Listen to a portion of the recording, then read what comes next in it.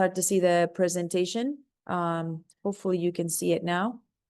And really the premise of this is to give you other methods of what you can do. And I know a lot of people, and if you want, you can type in the chat and send me kind of like what you're working on. If your primary target market is, companies, or if your primary target market is, businesses or individuals, all of that has something to do with what this is what we're going to talk about. So if throughout the presentation you have questions, let me know. So who am I? If in case you don't know, I started building websites and then realized that websites alone, it's not really gonna get you clients. I started about almost 10 years ago, a little bit more than that. That led me to email copywriting, and that opened up my eyes to see that you don't need to spend so much money on advertising, to get clients to join your list and to sell them stuff. So I eventually founded a marketing agency where I work with people one-on-one in a done-for-you setup. And I also run workshops to help people make more money online. And obviously, I work with local businesses as well as national businesses like life insurance agents, coaches, consultants, people like that who want to be able to show up for themselves in the best way possible online and be able to not just on social media, but through other ways. And that's what we're going to talk about today. We're going to talk about what else can I do? How can I bring more results and be able to not just spend so much money, okay? Now, I need you guys to remember that we're going to be talking about some terms that you might not know. So in case that comes around, please send us a message and I will be happy to explain it in more detail, okay? All right. So most people think organic marketing is social media posts. And while that's true, it's not the only way, because organic can also be outbound and structured and personal. So for example, I'm going to give you some case studies of things that I've actually done so that you see that this is, for real. There was a time where I sent 70 emails, just 70 emails, and had real conversations with people. And I closed 2 clients, and those clients were one of my best clients. On LinkedIn, I've used the same approach to also book clients. So organic marketing is not just social media. It's also emails. It's also other ways that we're going to talk about today. It's also networking. So today I'm going to teach you 3 different ways that are not just about posting. It's about building relationships. And yes, LinkedIn is a social media platform, but it's not the usual that people think about. It's more a professional platform. So that's why I'm going to include it in this conversation.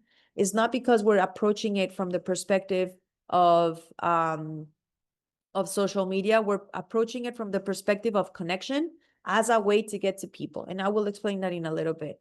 So these 3 outbound organic methods are things that you can start today, that you don't need a website, you don't need anything.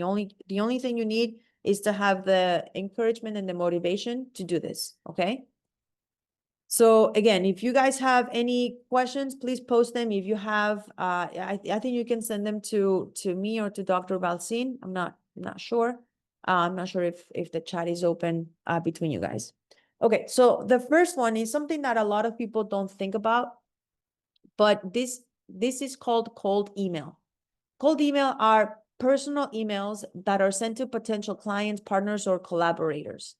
Cold emails is one of the best ways that you can get to people, because when we talk about email, the probability of getting your message across to people is much, much higher than getting your message across via social media. You might be wondering, well, why is that? Well, when it comes to social media, you are going to be posting all this time, and about 3 to 5% of your posts are going to be seen by your followers. But when it comes to emails, especially when it comes to business type relationships, people are always checking their emails. And it's something that people don't brag about because it's more of a private thing. So people don't brag about how many emails they got today, right? People brag about how many views they got, or how many followers they had, or how many comments their post got. So that's why cold email is so important, because it's one of the ways to sneak into the email inbox. And especially when it comes to professionals, still a lot of people use cold email and emails in general. So that's why it's one of the best ways to have that direct access to decision makers without having to worry about the algorithm or how much money I'm going to have to spend on ads to be able to get to that decision maker. So it really gives you a direct access to those decision makers without having to worry about all of this other stuff, right? A lot of times when you spend money on advertisement, not that is wrong or that you shouldn't do it, like with Instagram and Facebook and all of these things, it's great. But a lot of times you have to spend a little bit of money, and by a little bit, I mean a lot, so that the algorithm can learn the way that you want to reach these people. So it's not uncommon to spend $500, $1,000 and not get the results that you want right away. It could happen. But with cold email, you're not spending that much. You're only spending money on,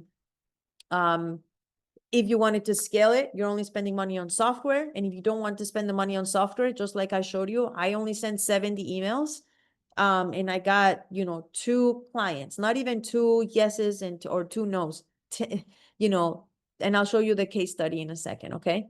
So it can also scale easily when you have the right system. When you know that something works, then you can scale easily because you already have the copy and the things that you know are going to work, okay? So how do you prepare for this? Well, I'm not asking you to build a list of 10,000 people right now. All I'm saying is you just have to set up a list of 100, the best 100 people that you want to connect with.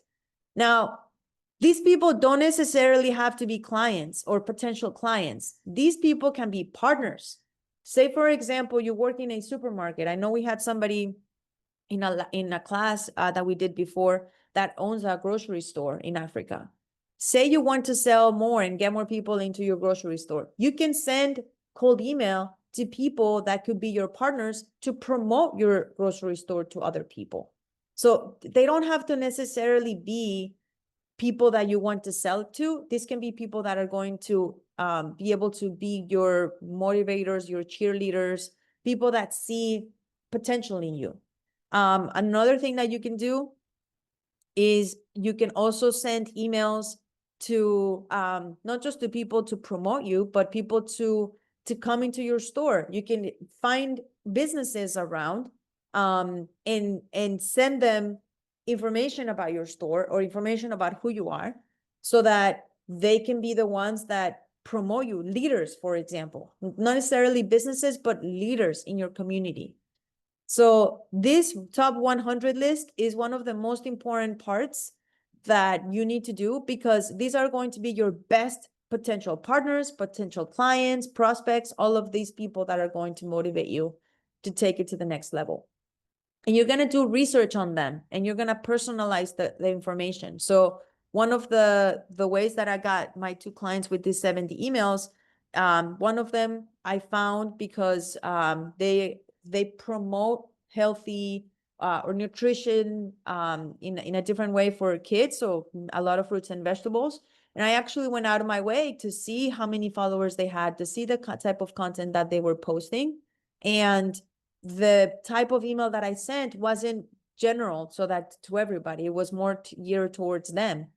And one of the emails that they sent me back in these conversations was, I said, no, listen, I just want to help you. And that changed the tone so that they became client. And then another one was a poet, somebody who is a bestseller, has millions of followers on social media.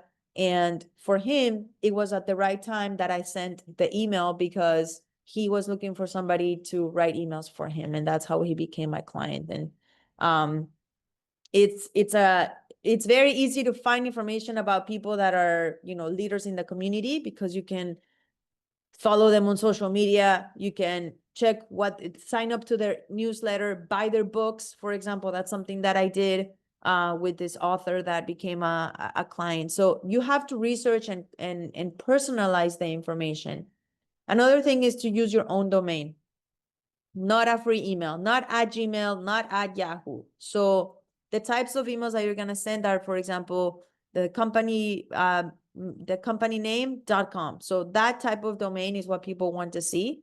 And make sure that you're using the right SPF, DKIM, and DMARC. These are all things in your emails, in your domain. So when you buy when you're buying a website or a domain, all of these things, it sounds like it's gibberish, but it's not. It's very easy. And if you need help, your hosting company can help you.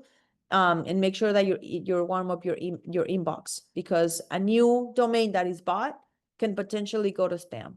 And plan multi-touch. So start with email, and then you're going to follow up on LinkedIn, which I'm going to explain to you. That's method number 2. And then even send a letter or send a DM on social media. The whole point of it is to start with cold email and then move up the ladder of the other things that you can do. So this is what it kind of looks like. When I sent, it was 70 emails. I got 22 replies. I had 5 conversations, and I ended up having 2 clients.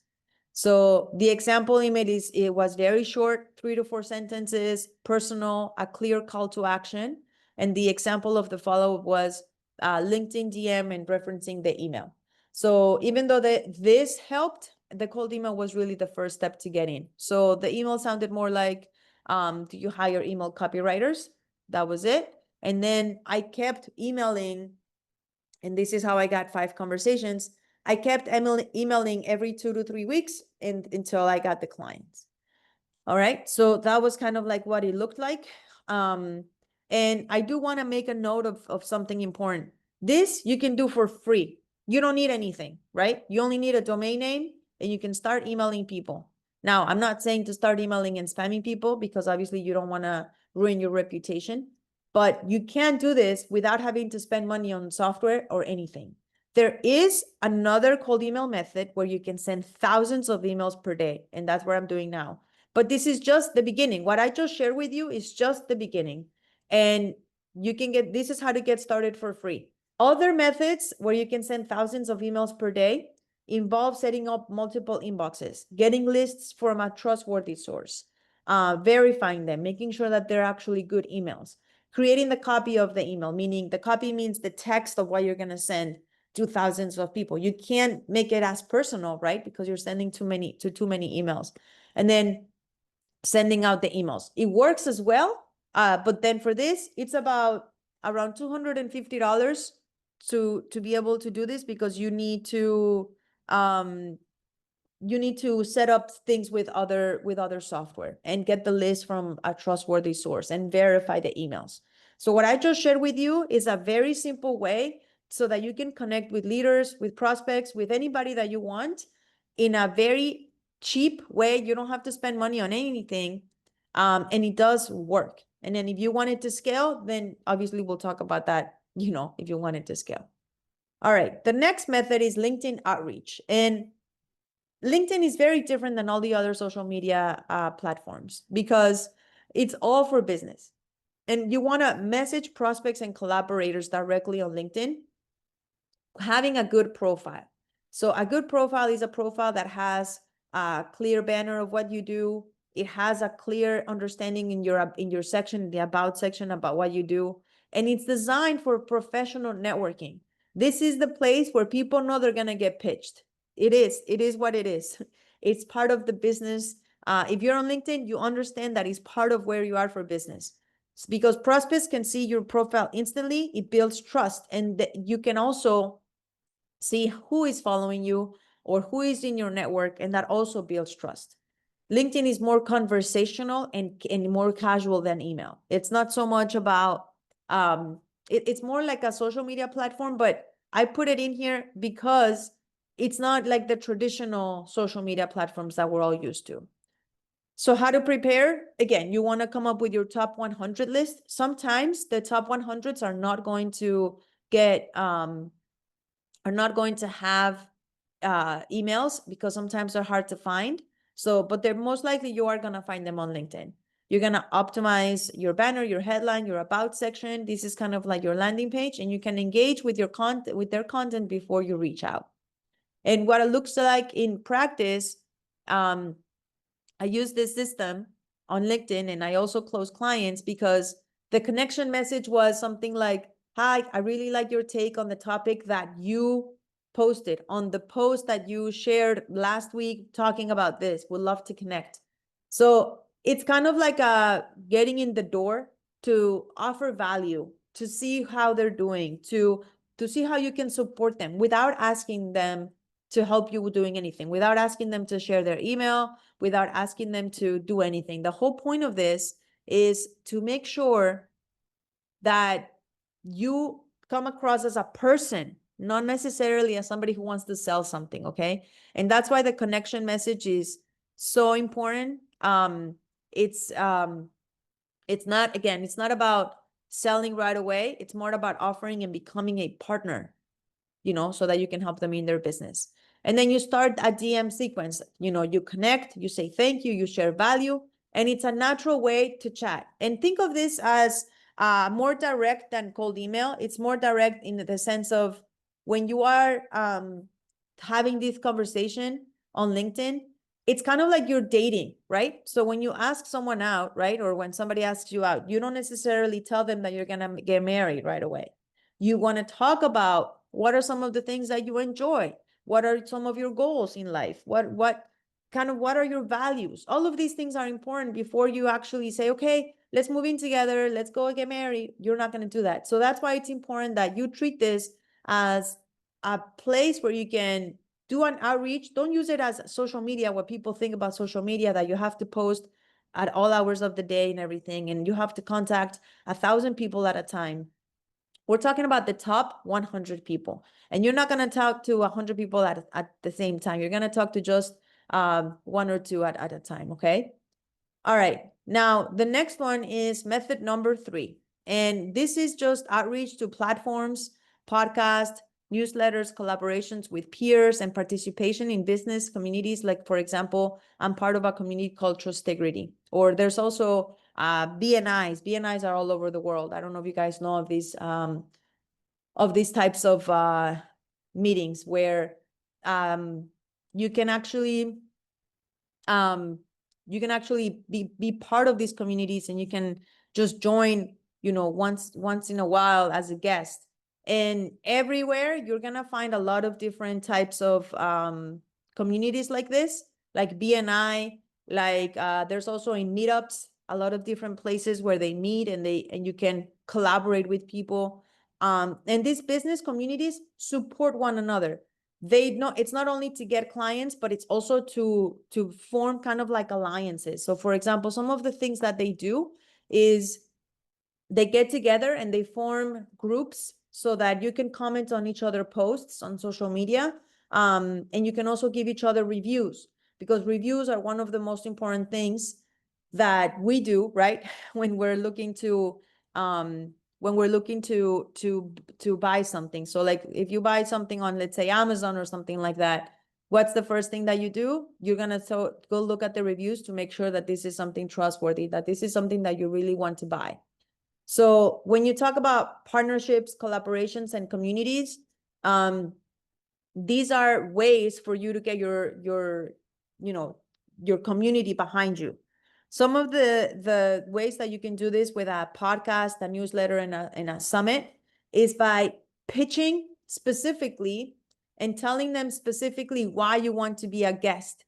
So I'm sure you guys have heard of a lot of the podcasts, right? And they're all over the place. And people are always asking me, so how can I get on this podcast? I feel like that's something that people are always looking at, because it's a great way to tap into other people's audiences without having to spend money and having to have the time to spend it on yourself. So like if you are putting yourself in front of other people, in front of other people's audience, then that's going to help you out a lot. So here's the structure on how to get on podcasts. If they're one of your top 100s, which we've talked about, or you think that these are people that are interested and will really are going to allow you to grow, there's a very simple method that I have told my clients to use. And one of them is like this. First, you need to research the podcast that is going to allow you to be a guest on. A lot of time podcast, it's only that person and the host speaking about the specific topic. A lot of times it's not based on It's not based on yourself, right? Or being a guest. It's more about the host talking about, let's say a running podcast, right? They talk about running, or a podcast about marketing. They talk about marketing. And a lot of times they don't even allow guests, but you want to find a podcast that, number one, gets viewers and gets listeners. So that's number one. Another thing you want to check is their YouTube channel. A lot of times these podcasts repurpose their content and they are on YouTube as well. So you're able to really see what type of following and what type of engagement they have. And thirdly, the third thing that you want to do is to make sure that these podcasts allow guests. So if you have those three things, then the next thing that you're going to do is you're going to pitch yourself to the host of the podcast. And you're not just going to say, hey, I'd love to be part of your platform of your podcast. And no, you're going to actually tell them, listen, I love the podcast that you published last week or whenever. It talked a lot about the things that I care about. I would love to offer myself to become a guest on your podcast because I can talk about this. And these are the questions that you can ask me. And hosts love this because they're always looking for guests, number one. And you're already giving them the work that they have to do. You're already telling them, this is what you can ask me. This is what we're going to talk about. For them, all they have to do is just show up. So this works really well when it comes to podcast, very similar to newsletters. A lot of times people send newsletters to their list. So you can be a guest, or you can ask, this partner to send a newsletter on your behalf. So it's all about collaboration and participation in business communities. So the example I just gave you about the podcast really applies to a lot of things. And once people hear you in different places, then you're going to create more of an avalanche effect where it's not just the social media work that you're doing on one side. No, it's a lot of things together, coming together so that you're showing up on platforms where your audience already knows you. And little by little, you're going to start to build a following. One yes can multiply into many opportunities, and communities build credibility and referrals organically. It doesn't matter if one person replied to your email. It doesn't matter if you were in one podcast. The whole point of this is to start building connections and start being in places where your audience is. And the more that they see you, the more that you're going to be able to get clients or to sell your products and services, depending on what it is that you do. Okay. I haven't seen any questions yet. Again, if you guys have any questions, feel free to post them in the chat. I think you can send them to me directly. And if you have questions about you specifically, we can also talk about that. Okay. So how do you prepare for this? How do you become part of these partnerships and collaborations and communities? Build a list. And again, remember the top 100 list. It applies to everything, because if you can narrow down on the people that you want to reach and the people that you really want to make a connection with, that's really going to allow you to understand who you want to sell. Remember, the first step in all of this, and we've talked about this in other types of workshops and classes before, is you always need to know who you want to target. Like, who is your target market, right? Is it moms? Because you have a product for kids. Is it farmers? Is it people who just want to go to the grocery store? Which, again, that would be moms, because most of the time they're the ones doing the shopping for the family, right? So you really need to narrow down on who you want to target. And then from then, build your top 100 list of community leaders, either podcast hosts, newsletter writers, referral partners. A connection doesn't always have to mean a client or a customer. It can also mean somebody who's going to get you closer to that specific person that is going to buy your products or your services. So don't think of, I have to make a connection and join these communities because, they're going to become my clients or my customers. It doesn't necessarily work like that. Most of the time, they're going to be that step that you need to take in order for you to get closer to your customers. So make sure that your message aligns with the audience that you are messaging. If you are selling fitness classes, it makes no sense for you to be in another podcast that doesn't even mention anything about fitness. So stay in your lane and make sure that you're talking to the right people. Prepare a short pitch or a credibility statement, like I mentioned before. and show up consistently in communities, participate before asking. The best thing that you can do is to listen. Always listen first, so that then you can have something important and valuable to say. It's all about building the right connection so that they see you as a leader and they see you as an expert in whatever it is that wherever you want to make a connection. All right.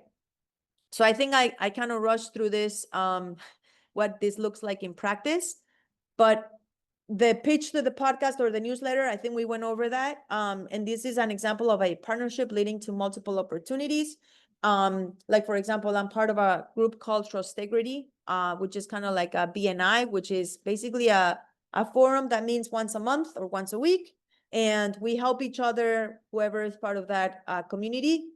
There's consistent participation. It's like you have new friends, really. And those can be one of your best ways to get referrals and collaborations. Collaborations are things that you can do together. So, for example, if you have, and I've sent this example before. If you're somebody who is a family and you are targeting clothing for kids, right? And then you have somebody who sells something else, like, for example, baby care products or something like that, you can collaborate and do something together so that you can send each other emails, from your list, or you can also leverage a coupon for each other. So collaboration is not only, selling together, it can also be doing stuff on social media together, doing a reel together, doing something with a service. So, like, for example, if you wanted to come up and do a workshop or something that has to do with like bullying, that's a big topic in this kind of example that I'm giving you. Obviously, moms who are interested in feeding their kids, clothing their kids, they're also going to be interested in getting information so that their kids are not bullied in school, right? So these are ways that you can collaborate with different people and build a community around you so that you can make sure that you grow together, okay? So the wrap up, and I know that I always leave a lot of time for questions because we always run out of time. So I'll just spend 5 more minutes on this and then we'll open it up. Outreach is organic when it's personal, it's research, and it's value first. It doesn't matter if you want to send 10,000 emails a day, that's great when you get there, but make sure that in the beginning, you are doing the outreach when it's personal, when it's research, when you know something about the other person, when it's consistent. It's not just sending an email and hoping that things are going to happen. You need to follow up. And again, you don't need thousands of posts. A top 100 list, engaging with their audience, commenting on their post, also it's going to help. But at the end of the day, it's more about the outreach that you're doing. Multi-touch systems is also going to bring you results. You don't need thousands of emails. With just 70 emails or a handful of LinkedIn DMs, you can land real clients. And communities and partnerships are at long-term credibility and referrals, and especially because they can be that review source or that person that can do something for you. And again, a review doesn't have to mean that you're lying. A review doesn't have to be that, oh yeah, I tried, I worked with this person and it was great. A review can be that you get on a call with someone and you solve one of their problems and you get a review for that. Or you give them a sample of your product and they're able to give you a review. I'm on Upwork a lot and I see a lot of people, buying reviews, and I'm all not for that. If you're going to do a review, I'm not saying that you should lie. I'm saying that say something positive about that person. For example, we talked about Alignable a few workshops ago, right? Alignable is a place where you can go and you can have meetings with people from all over the world and sell your products and services, especially if you have something if you're a service provider or if you're a freelancer. So in Alignable, a lot of times we give each other some type of review because we met with each other. And after we meet with each other on Alignable, and they're called Smart Connects, I can show you guys what that looks like. It's a great way to build community. This allows you to have reviews because you've actually met with someone. So again, I'm not saying that you should go and review everybody in your community. All I'm saying is that a review is going to really allow people to see that you're actually honest, that you are working on the specific things that you are doing. Like if you're a teacher and you work with kids, you don't have to work necessarily with kids. A conversation with a mom giving them information is enough for you to get a review. I talked to teacher so-and-so, and she gave me really good recommendations. You're not lying, but you're getting a trustworthy vote in your favor. And that's what people are looking for when they're looking at reviews. Communities and partnerships add long-term credibility and referrals. And I want to highlight the word credibility, because this is really what you're building throughout the whole process. So because we've talked a lot about things, and the main thing was really our top 100, excuse me, I would like for you to build your top 100 list for this week. Right now is Monday. You have the whole week. All you need is to add 20 people per day. 20 people that you want to talk to, 20 people that you think could be good clients, that could be good referrals, people that you think will get you to the next level. And choose one method. It can be a cold email outreach. It can be a message on LinkedIn. It can be creating partnerships and finding them so that you can be part of their podcast or their newsletter or something like that, and pitching yourself and take action. Guys, a lot of times when it comes to these things, because a lot of people are afraid, and that's really just the word, they're afraid of putting themselves out there. And let me tell you a story. People don't care. I promise you, the worst thing that can happen is that you make a fool of yourself and then people forget about it. We are not celebrities. We are not people that are going to remember us forever. And one of the challenges that I did a few years ago was because I was really afraid to speak in public. Believe it or not, I did one Facebook Live per week for a whole year. That was my challenge. And now I feel like it's fine. You put me in front of an audience, I have no issues, talking to people. That got me over that hurdle of being afraid to speak in public.